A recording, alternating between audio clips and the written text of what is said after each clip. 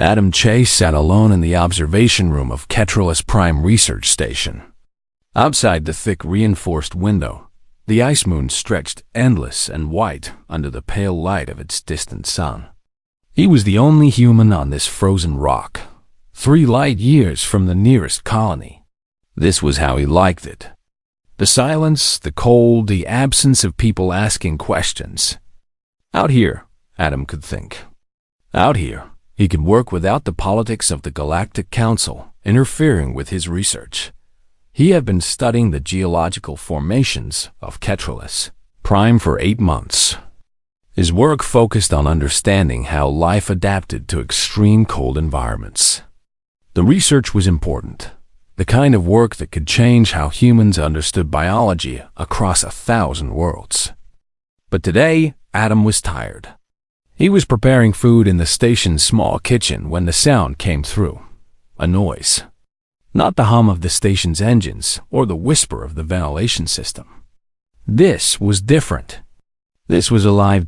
Adam froze, his hand halfway to his mouth with a food packet. He listened harder. There it was again. A low, repetitive sound. Chittering. Almost like an animal in pain.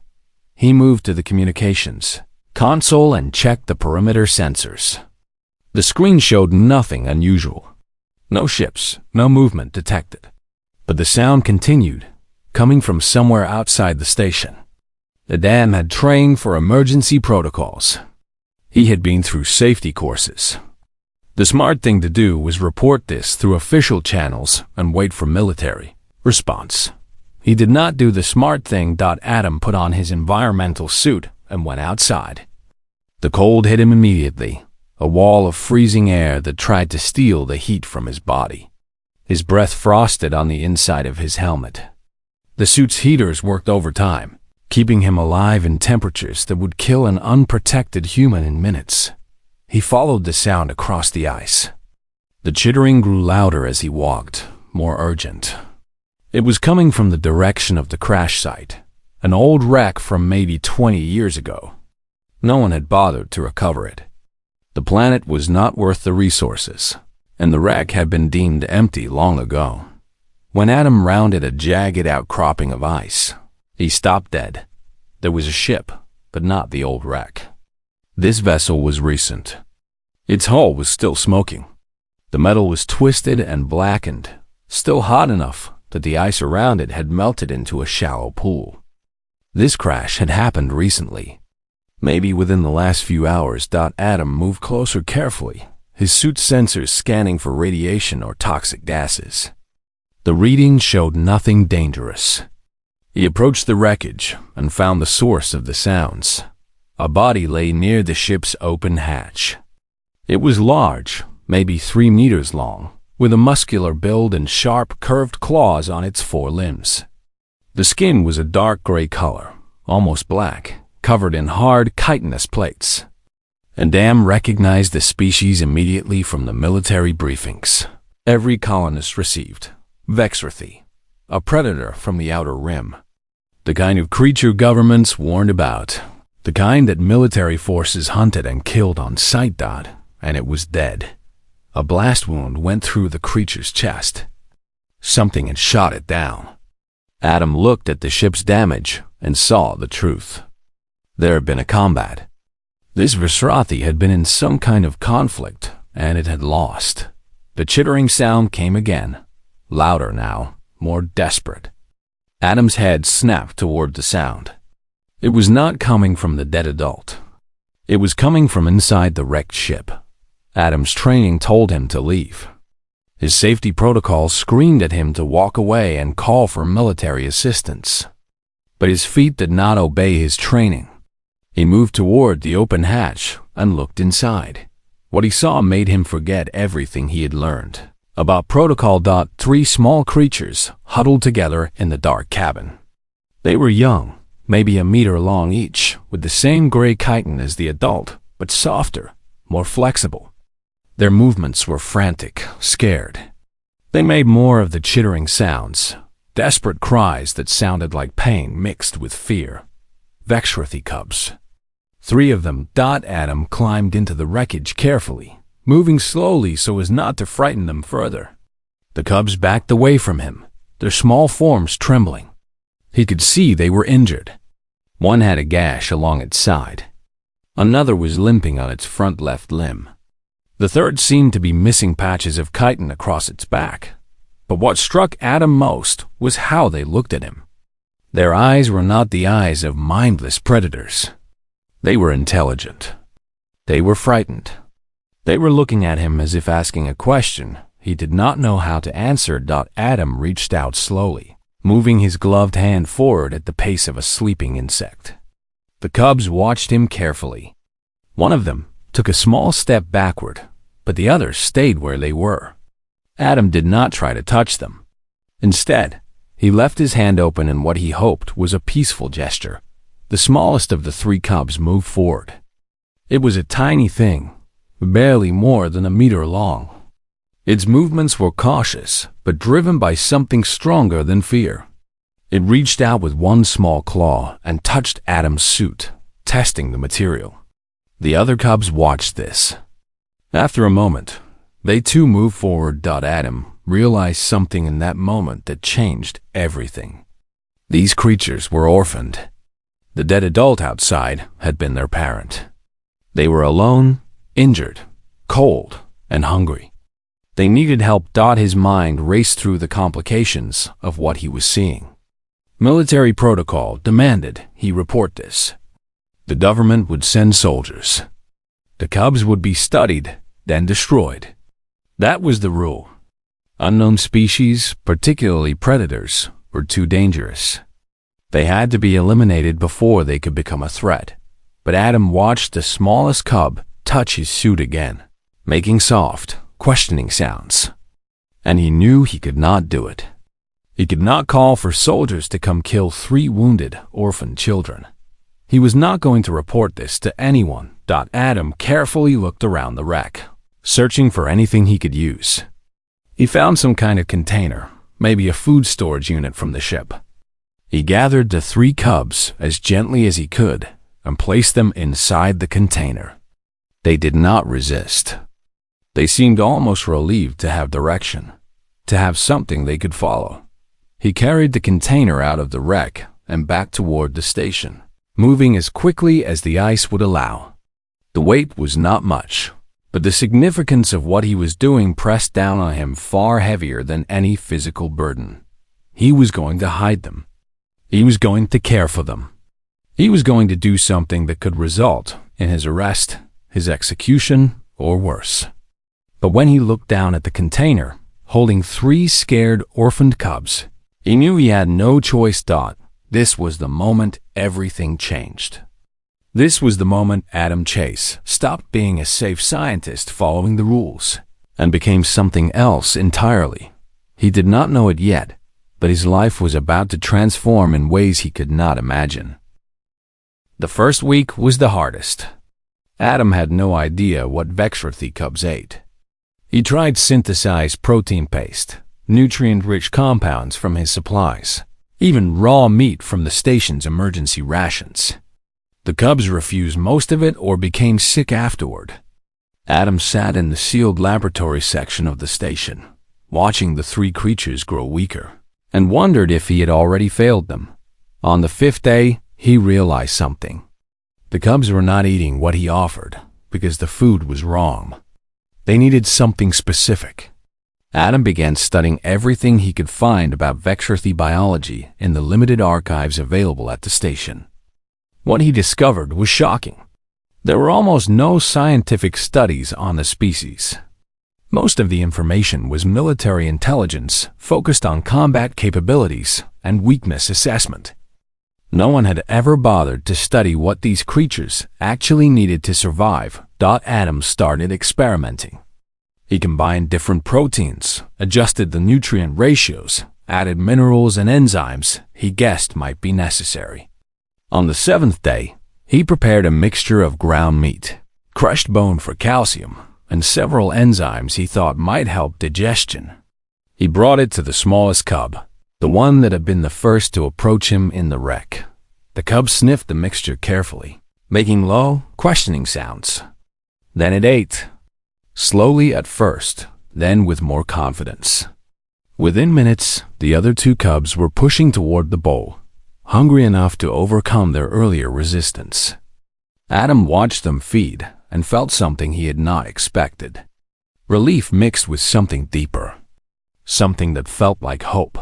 Over the next few weeks, Adam established routines.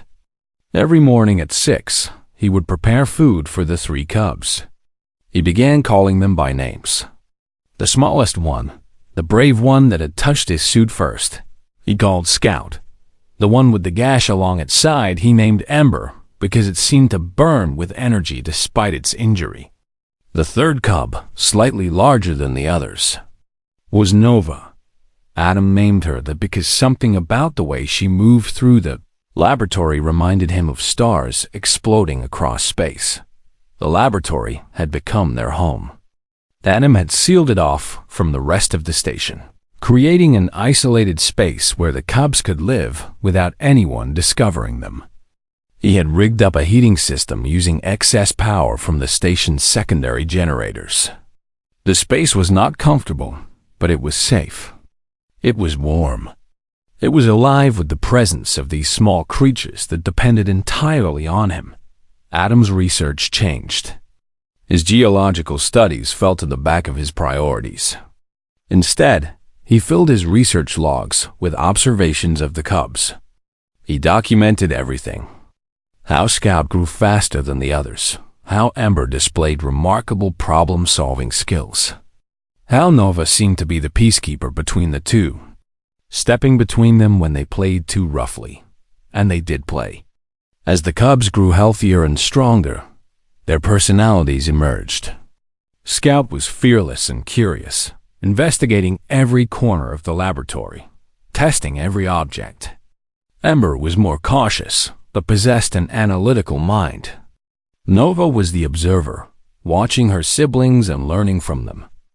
They played games with Adam, chasing the light from his hand torch, wrestling with each other, practicing the hunting movements that seemed to be instinctual even in young creatures. But what surprised Adam most was their affection. The cubs learned to seek him out when they were tired or scared. Scout would climb onto his lap when Adam sat down, making soft chittering sounds that seemed almost like purring. Ember would nudge his hand with her small head, wanting attention. Nova would rest against his side during the long sleep periods. Her body heat mingling with his. Adam realized what was happening. These creatures were bonding with him the way young animals bonded with their parents. They saw him as their protector, their provider, their family. The thought both warmed and terrified him.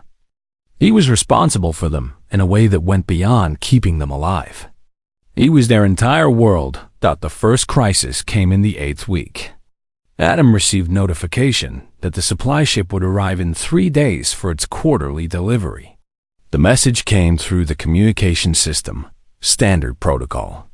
Supply ships always came on schedule. Adam had known this was coming, but seeing the confirmation made his chest tight with anxiety. He had 2 days to prepare. He spent the first day reinforcing the laboratory seals. He created a false wall that would hide the cubs' living space if someone ventured into the laboratory. He moved the feeding equipment, the temperature controls, anything that might indicate the presence of animals. He even cleaned the laboratory thoroughly, removing any traces of the cubs' presence. But the cubs knew something was wrong. Animals always knew when their humans were afraid. Scout became more clingy than usual. Ember paced back and forth, making agitated chittering sounds. Nova stayed close to Adam, watching his face as if trying to understand his anxiety. On the morning of the supply ship arrival, Adam made the hardest choice of the week. He led the 3 cubs to the hidden section and sealed the false wall, separating them from him. Through the wall, he could hear them calling for him. Scout's cries were particularly loud and frantic. Adam stood on the other side of the wall, his hands pressed against the cool metal, and fought the urge to break it down. The supply crew arrived at midday. There were 4 of them, led by a woman named Catherine, who had been coming to Ketrolus Prime for 2 years. She was always professional, always pleasant, always thorough in her inventory checks. Adam had always liked her. Today, he hated the sight of her. Catherine led her team through the station, checking systems, verifying supplies, inspecting the research equipment. When she approached the laboratory, Adam's heart nearly stopped. But Catherine simply glanced inside and moved on. The false wall held. The cubs remained hidden. The supply crew stayed for 6 hours. 6 hours of Adam walking through his station, trying to appear normal, while 3 young creatures called for him from behind a sealed wall. 6 hours of guilt and fear, and the knowledge that he was risking everything for them. When the supply ship finally departed, Adam ran to the laboratory.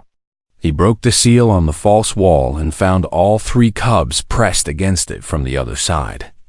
Scout threw himself at Adam the moment the wall opened, climbing up his body and pressing against his chest. Ember and Nova followed, and for several minutes, Adam simply stood there with 3 frightened creatures clinging to him, all making desperate, relieved sounds. Adam held them and promised himself something. He promised that he would figure this out. He would find a way to protect them. He would not let them be discovered and destroyed. Whatever it took, whatever the cost to himself, he would keep them safe. The cubs calmed as he held them, their fears easing with his presence. Scout nuzzled against his chest, right over his heart. Ember rested her small head on his shoulder. Nova curled against his side. And Adam made a silent vow in that moment. These creatures were his responsibility now. He would see them through whatever came next, no matter how impossible the situation became. It started with a message from the Regional Military Command on day 49. After Adam found the cubs, the message was brief and bureaucratic. Adam's power consumption had exceeded normal parameters for a single researcher. Additionally, his life support system showed unusual energy signatures that did not match typical operation. Military Command was ordering him to submit detailed technical reports explaining the discrepancies. Failure to comply would result in immediate investigation. Adam's hands shook as he read the message. He had been careful about hiding the cubs' existence, but he had not been careful about the power they required. The heating systems for the laboratory consumed significant energy. The environmental controls worked overtime to maintain proper temperature and humidity. The food preparation equipment ran longer than it had before. He had been so focused on keeping the cubs alive that he had forgotten to hide his tracks. He spent the entire day preparing his response. He created false technical reports describing equipment malfunctions and repairs. He fabricated maintenance logs that explained the power fluctuations as routine diagnostic testing. He submitted everything through the communication array and tried to convince himself it would be enough. The system flagged his response as insufficient. Military Command requested a physical inspection. Someone would be arriving in the next shipment cycle. Someone would be coming to Ketralis Prime to see for themselves what was happening at his station. Adam had 4 days. He called the 3 cubs to the main area of the station and began a new kind of preparation. He reinforced the laboratory seals even further, creating a space so hidden that it would be nearly impossible to detect without tearing apart the entire section. He moved the cubs and all evidence of their existence into this space. He scrubbed the station clean, removing every trace of their presence, but he could not remove the power signature. The heating system would still run. The energy consumption would still show on military sensors. Adam spent a full day trying to reroute the power through different circuits, trying to mask the draw by falsifying other system maintenance reports. None of it was good enough. He was running out of ideas when he heard the ship dock. The arrival was not the regular supply vessel. This was a military transport, sleek and built for speed and efficiency. Through the observation window, Adam watched as crew members disembarked. They moved with the discipline of soldiers, not the casual efficiency of supply workers. Leading them was a woman in a military uniform. She was tall, with short dark hair and a face that showed no expression. Her name was Helen Morris, according to the communication that came through the station's receiver. She was a commander, which meant she had authority above station protocol. She had full access to everything. She was coming to see what Adam was hiding. The next hour was the longest of Adam's life. He met Morris at the station entrance, trying to appear calm and professional. She was not particularly warm, but she was not openly hostile either. She was professional in the way that military personnel trained to be professional. "Dr. Chase," she said, extending her hand. "I am here to verify your equipment status and ensure all systems are operating within normal parameters. This is routine." It was not routine. They both knew it was not routine. Morris conducted a methodical inspection of the station. She checked the power grid, the environmental controls, the life support systems.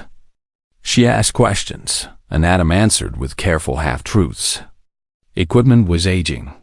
The heating system had been running at higher capacity because of a faulty thermostat. The environmental controls were working harder because of a sensor malfunction he was planning to repair. Morris listened to everything, made notes, and showed almost no reaction. She was thorough in a way that made Adam's stomach twist with dread. She was not just doing a job. She was looking for something specific. She suspected something, and she was going to find it. When Morris asked to see the laboratory, Adam's heart stopped entirely. But there was no way to refuse. To refuse would be an admission of guilt.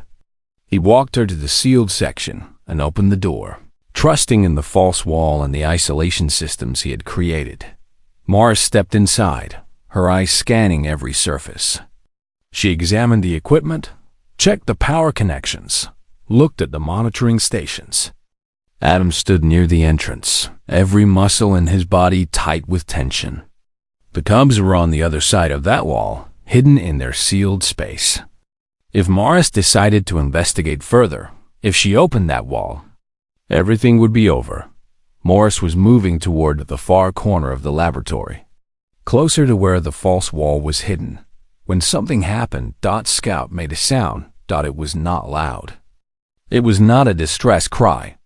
It was just a small, curious chirping, the kind of sound a young animal made when it wondered about something. But it was audible. It came through the wall. Morris stopped immediately. Her hand went to the weapon at her side. What was that? Adam's mind raced. He had one chance to make this work. One opportunity to come up with an explanation that was plausible. "The ventilation system," he said quickly.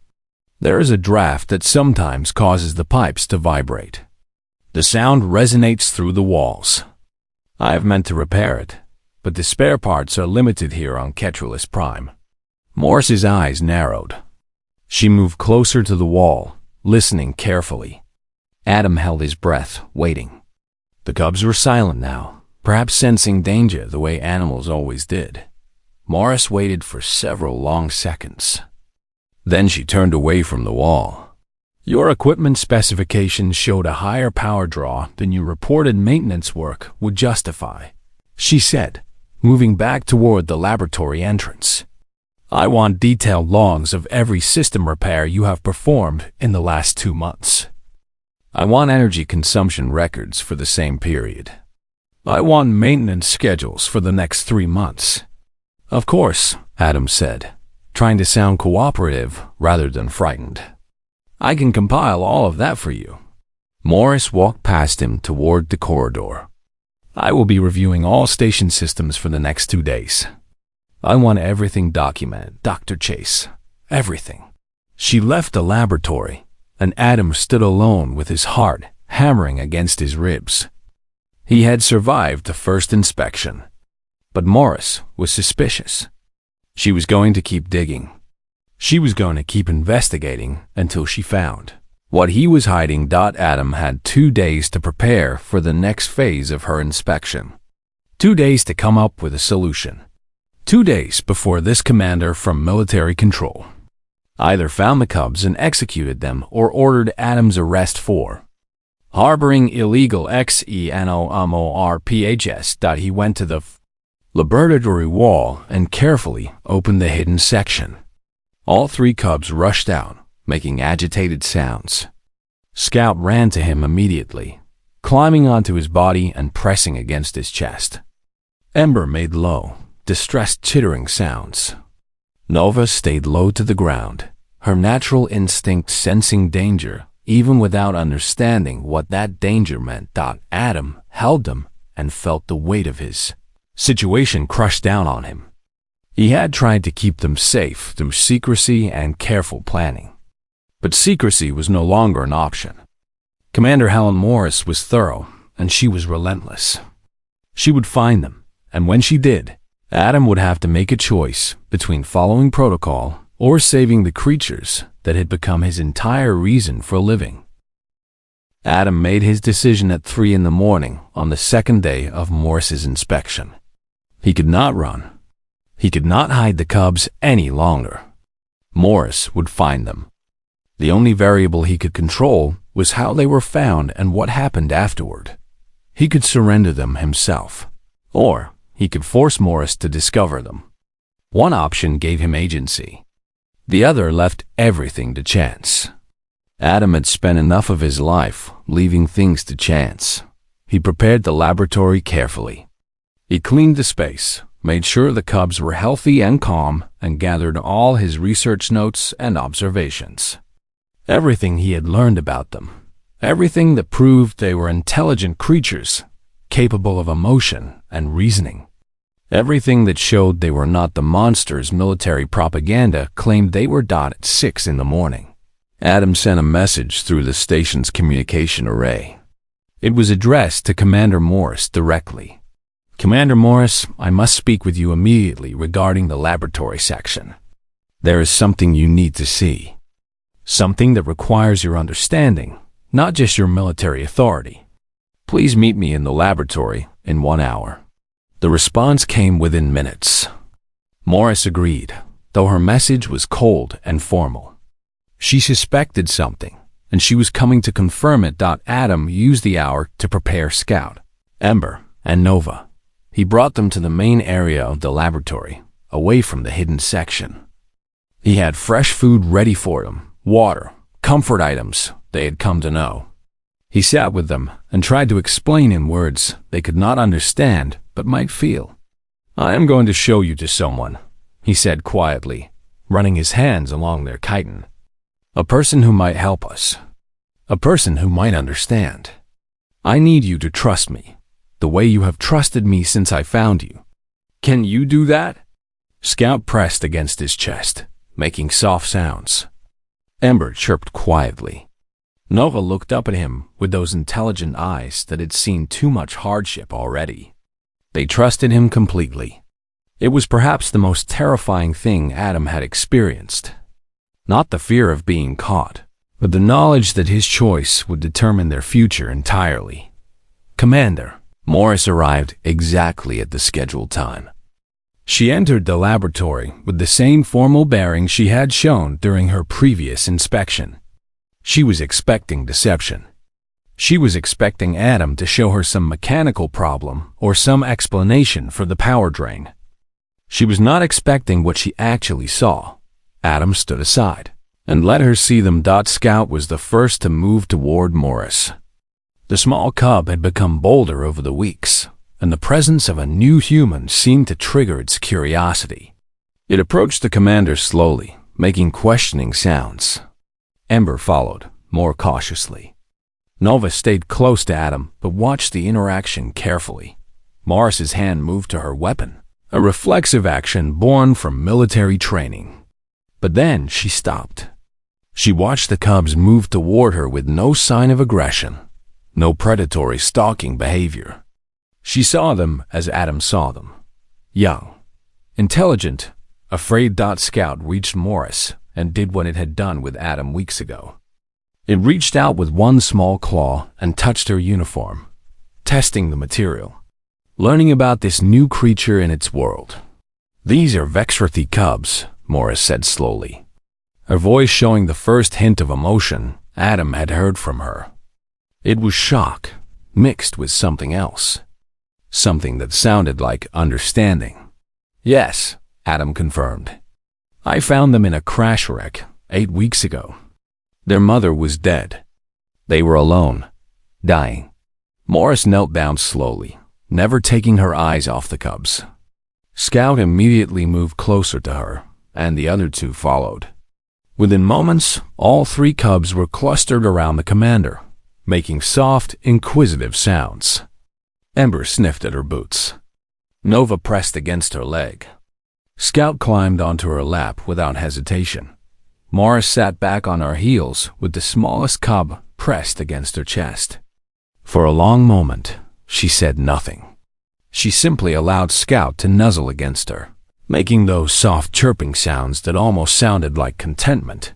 Adam stepped forward and began to speak. He told her everything. He explained what he had learned about the cubs' biology, their intelligence, their capacity for learning and emotional bonding. He showed her his research notes documenting their development, their personalities, their growth. He explained how they responded to kindness, to patience, to the kind of care that any young creature needed. "They are not monsters," Adam said quietly. "They are not the things the military tells us about. They are infants. They are intelligent. They are capable of peace and connection and compassion. And the government wants to kill them because they are afraid of what they represent." Morris continued to hold Scout, and the cub continued to rest against her chest, perfectly calm and trusting. Ember had climbed onto her shoulder, and Nova had fallen asleep against her leg. For someone meeting these creatures for the first time, they were showing remarkable affection and trust. "I know what I am supposed to do," Morris said finally. "I know the protocol. Unknown xenomorphic species, particularly from the Vexrathi line, are to be contained and terminated. I have my orders. I have my authority to execute those orders." Adam felt his stomach drop. He had miscalculated. He had believed that showing Morris the cub's true nature would make a difference. But perhaps it would not. Perhaps military discipline and protocol were stronger than compassion. Morris turned to look at him directly. "But I am also a person who has just watched a predator species sit quietly and peacefully in my lap. A person who has seen intelligence and trust in the eyes of creatures I was taught to fear. And I'm going to tell you something, Dr. Chase. What I am about to do could end my military career. It could result in my arrest. It could cause significant problems for both of us." She looked down at Scout, who was still pressed against her chest, making those soft, peaceful sounds. "I am going to file a report saying that your power fluctuations were due to routine maintenance and equipment malfunctions. I am going to declare this station clear of any unauthorized xenomorphic life. And I am going to leave Ketralis Prime without mentioning any of this to anyone." Adam could not speak. He could only stare at her. "But listen to me carefully," Morris continued. "This is temporary protection only. Military command will send another inspection eventually. They will send soldiers or hunters. And they will not be as easy to convince as I am. You cannot keep them here. You cannot keep them hidden indefinitely." She stood up slowly, cradling Scout against her body. Ember and Nova clung to her, unwilling to let her go. For a moment, she was a soldier holding 3 dangerous alien creatures. Then she was simply someone who had discovered innocence in an unexpected place. "I know people," Morris said. "People who work in networks to try to facilitate peace between species. People who work against the military establishment to protect life that the government wants destroyed. I can make introductions. I can help you find a way to get these cubs somewhere safe. Somewhere they can grow up without fear of execution." Adam felt something break open inside his chest. Not from fear anymore, but from hope. "You would do that? After everything you are supposed to believe about them?" Morris looked down at Scout, who was looking back at her with those intelligent eyes. "Sometimes," Morris said quietly, "the most important thing a person can do is choose what is right over what they are told to do. These cubs are innocent. That matters more than protocol." She handed Scout back to Adam carefully. The cub immediately clung to him, chirping with relief to be back with its human. Ember and Nova moved to him as well, all three of them seeking comfort and security in his arms. Morris held out her hand, and Adam took it. They made an agreement in that moment. A promise. A conspiracy of kindness against an empire of fear. Morris would protect them for now. And together, they would find a way to save these innocent creatures from a fate they did not deserve. Commander Morris left Ketralus Prime 3 hours after their agreement was made.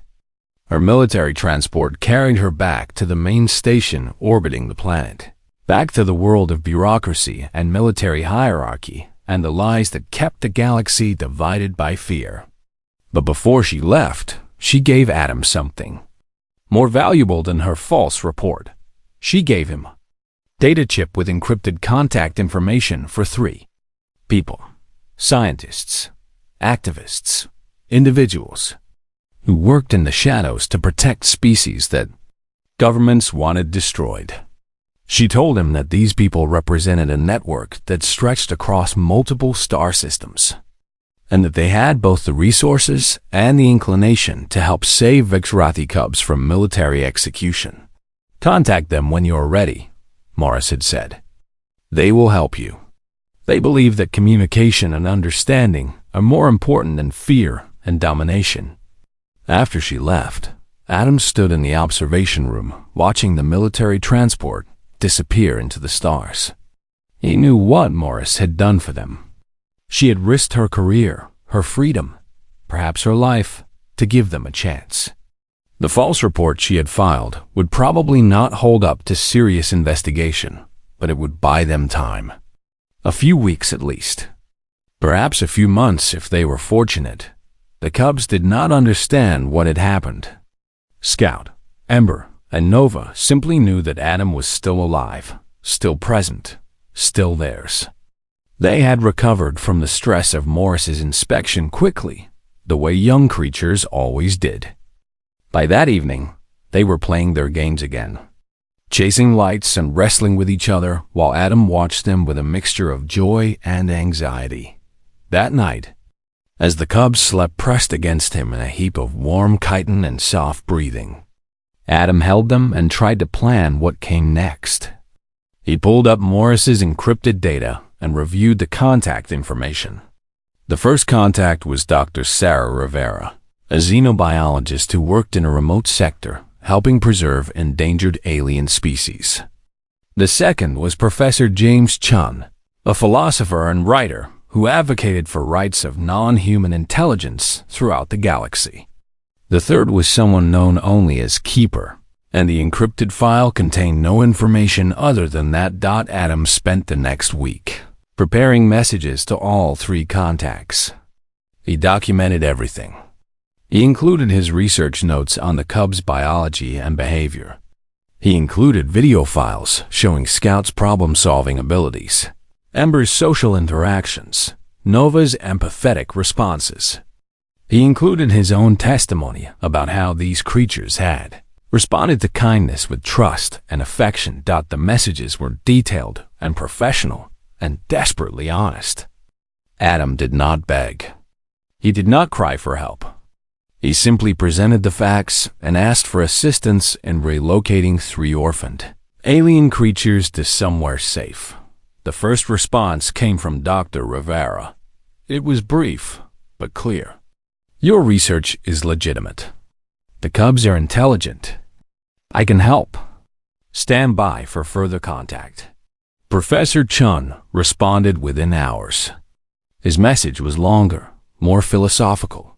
He wrote about the nature of intelligence and consciousness, about how humanity had so often condemned other species based on fear rather than understanding.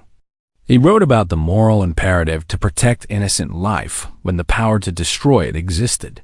He wrote that he would help, and that Adam's action in caring for these creatures despite the risk was exactly the kind of humanity the galaxy needed more of.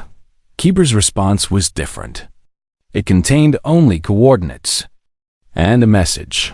When you are ready to move them, we will be waiting. Over the next 2 weeks, Adam prepared the cubs for their journey. He knew it would come eventually. He could not keep them on Ketralus Prime indefinitely. The station was not truly a sanctuary. It was a temporary refuge that would not remain hidden forever. Eventually, another inspection would come. Eventually, someone less sympathetic than Morris would arrive and discover what he was hiding. But before they had to leave, Adam wanted to give the cubs something. Memories. Experiences beyond the walls of the laboratory and the station. He brought them outside, protected in environmental suits that had been modified to fit their forms. For the first time, they felt the direct sun of Ketralus Prime on their skin. They saw the ice fields extending across the horizon. They experienced the reality of a world beyond containment. Scout explored with characteristic fearlessness, running across the ice, testing its strength, discovering the way sound echoed across the frozen surface. Ember approached exploration with methodical precision, understanding the environment through careful observation and testing. Nova moved between her siblings, keeping them connected, ensuring none of them strayed too far into danger. Adam watched them and understood something important. These were not tame animals that had been domesticated by his care. They were wild creatures, intelligent and capable of independence. They had bonded with him, but they were not defined by that bond. They were their own beings, complete and whole even in their youth, and they deserved a chance to grow into what they would become. The message came on Day 38. A simple encrypted transmission from Dr. Rivera. A transport will arrive at coordinates below in 6 days. Bring them. Bring everything you have documented. We will take it from there. The coordinates were to a small moon in an adjacent system, far from any major military presence, far from the bureaucratic structure that classified young Bexrathi as threats that needed to be eliminated. Adam spent the next 6 days with the cubs doing the things they had always done, playing, feeding them, watching them sleep, teaching them as much as they could learn. Scout had become fascinated by the station's communication systems and had learned to make patterns with the indicator lights. Ember had figured out how to manipulate simple mechanical systems and seemed to understand cause and effect on a deep level. Nova had become a comfort to Adam himself, seeming to sense his moods and emotions, pressing against him when he felt afraid or uncertain. On the final night before the transport arrived, Adam brought all 3 cubs to the main observation room. They sat together watching the stars, the same stars that Scout, Ember, and Nova had seen from their crashed ship before their mother was killed. The same stars that had witnessed their fear and their suffering. "You have given me something," Adam said to them, not knowing if they could understand his words, but hoping they might understand his meaning. "You have shown me that courage is not about being strong enough to destroy. It is about being brave enough to protect. You have taught me that intelligence is not measured by violence or power. It is measured by the ability to connect, to trust, to love creatures that are different from yourself." Scout climbed onto his lap and nuzzled against his chest, right over his heart, the way the cub had learned to do from the very beginning. Ember rested her head on his shoulder. Nova curled against his side, the same way they had rested during those early days when they were learning to survive. "I cannot keep you," Adam continued quietly. "It would be wrong to keep you. You belong to the wider galaxy, not to this station or to me. But I will never forget you. I will never forget what you taught me about what it means to be human." They slept like that through the night. All 3 cubs pressed against Adam, all of them finding comfort in the simple fact of being together. The transport arrived the next morning. It was smaller than Adam expected. designed to move through space without drawing attention. Dr. Rivera herself descended from the ship. A woman in her 60s with kind eyes and hands that showed the calluses of someone who worked with her mind and her body both. "They are beautiful," she said when she first saw Scout, Ember, and Nova. "They are family," Adam replied. Getting the cubs onto the transport was harder than Adam expected. Scout did not want to leave him. Neither did Ember or Nova. They clung to him, making desperate sounds. Adam almost changed his mind. For just a moment, he considered telling Dr. Rivera that he could not do this, that he could not let them go. But he thought about what he had told them the night before. Some forms of love meant letting go. Some forms of protection meant stepping back so they could grow into something larger than what any single human could offer them. "They will be safe," Dr. Rivera promised. "We have others like them. Creatures that were meant to be destroyed, now thriving in communities that honor their nature. Your cubs will have that. They will grow up knowing kindness instead of fear." Adam carried each of them onto the transport one last time. Scout clung to him desperately. Ember made sounds that seemed almost like tears. Nova looked back at him repeatedly, as if committing his face to memory. When they were secured in the ship's interior, Adam stepped back and allowed the ramp to close. He stood on the ice field of Ketralis Prime and watched the transport lift off into the sky. He watched it rise through the atmosphere. He watched it disappear into the stars. And he understood finally that what he had done was important. Not because he had broken rules or risked himself, but because he had chosen humanity in its truest form. He had chosen to see intelligence and innocence where others saw only monsters. He had chosen to protect where the system demanded he destroy. The 3 cubs he had found in a crash wreck, orphaned and dying, would now have their chance to live, to grow, to become whatever the universe had intended them to be. And somewhere in the galaxy, in a community of rescued and protected creatures,